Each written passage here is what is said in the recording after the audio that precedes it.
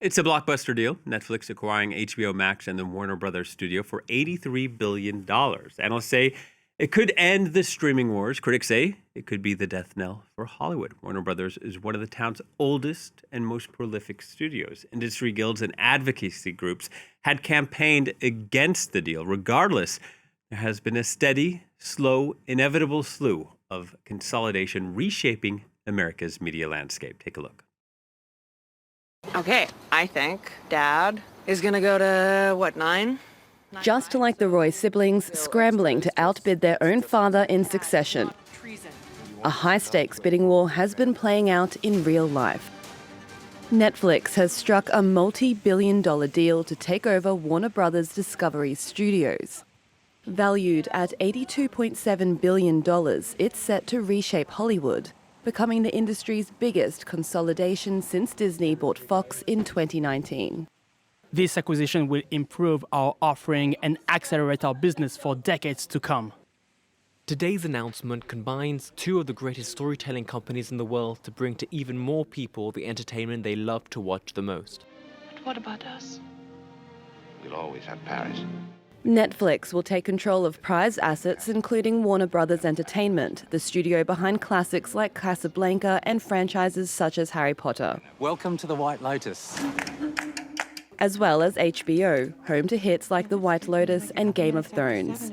The rumoured deal had already sparked warnings from industry heavyweights worried about Netflix's limited theatrical output. And after the takeover was confirmed, Cinema United, the world's largest movie theatre union, called it an unprecedented threat. Netflix told Warner Brothers it would continue releasing the studio's films in cinemas to ease fears the deal could shrink the number of major theatrical distributors. The buy was unanimously approved by both boards and is expected to close within 12 to 18 months, but still requires checks from EU and US regulators.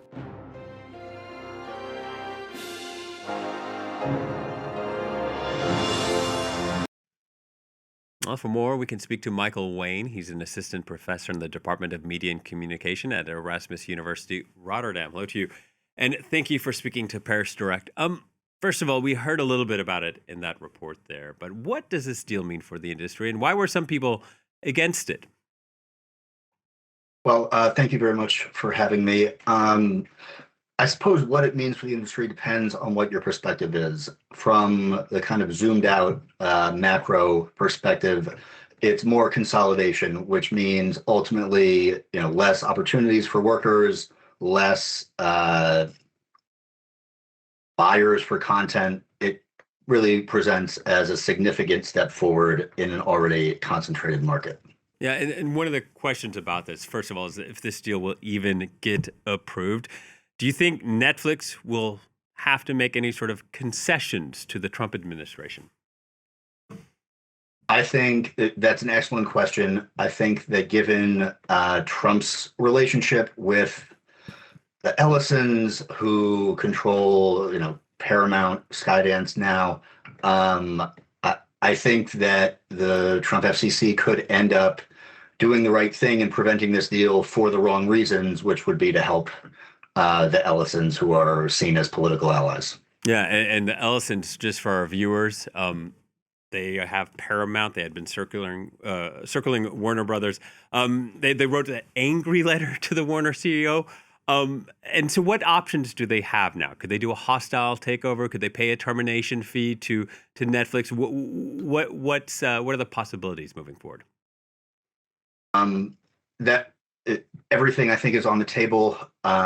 Ultimately, even without the pressure from Paramount, there are some serious regulatory challenges, both in the U.S. and in the EU.